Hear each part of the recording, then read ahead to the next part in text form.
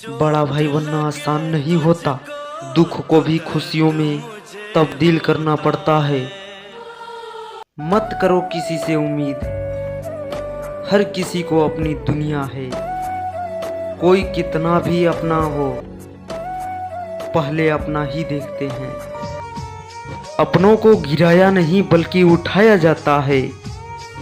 बेजुबान जानवरों से सीखो। मैं भूला नहीं हूँ किसी को, मेरे बहुत अच्छे दोस्त हैं ज़माने में।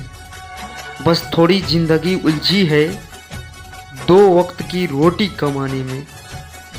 मैं हंसकर भी देख लिया और रोकर भी, किसी को पाकर और खोकर भी देख लिया। ज़िंदगी वही जी सकता है जिसने अकेले जीना सीख लिया।